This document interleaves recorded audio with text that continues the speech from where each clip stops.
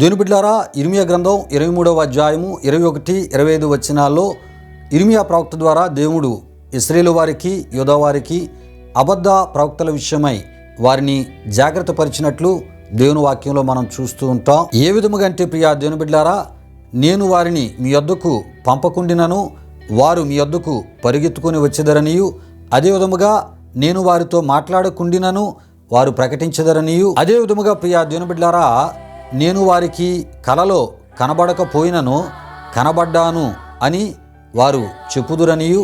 ఈ విషయాలు ప్రియా దేవుని బిడ్డలారా దేవుడు ఇర్మియా ప్రవక్త ద్వారా ఇశ్రాయేలు వారికి, యూదా వారికి చెప్పుటను మనం చూడగలం ప్రియా దేవుని బిడ్డలారా.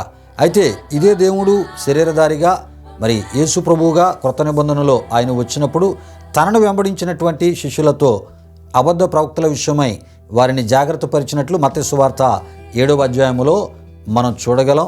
అంటే అబద్ధ ప్రవక్తలు ఉన్నారనియు, అబద్ధ ప్రవక్తలు అబద్ధాలు చెప్పుదురనియు, అబద్ధ ప్రవక్తలు అబద్ధాలు చెప్పుతూ మోసము వారు చేదురనియు మరి యేసుప్రభు వారు కూడా చెప్పుటను మనం చూడగలం. నిజమే ప్రియులరా, ఈ మధ్యకాలంలో కొంతమంది ప్రభు సేవకులు దేవుడు చెప్పని పరిచర్యలు చేస్తూ దేవుడే ఈ పరిచర్యలు చేయమన్నాడని వారు చెప్పుచు దేవుని యొక్క వాక్యములో ఏదో ఒక చిన్న విషయాన్ని తీసుకొని వాక్య విరుద్ధమైనటువంటి పరిచర్యలు చేయువారు లేకపోలేదు. అది ఎలానంటే ప్రియా దేవుని బిడ్డలారా, యూదా రాజైనటువంటి హిజ్కియాకు క్యాన్సర్ పుండు వచ్చినప్పుడు ఆ క్యాన్సర్ పుండుకు అంజూరపు పండ్ల ముద్ద పెట్టుటను బట్టి ఆయన స్వస్థపరచబడ్డాడని, బాగు చేయబడ్డాడని మరి కొంతమంది ప్రభు సేవకులు చెప్పుచు వారు కూడా ఏం చేస్తున్నారంటే ప్రార్థించి పండ్లను ఇచ్చుట ద్వారా మీకు స్వస్థతలు, అద్భుతాలు, అదేవిధముగా మంచి అభివృద్ధి మీకు కలుగుతుంది, మంచి ఆరోగ్యము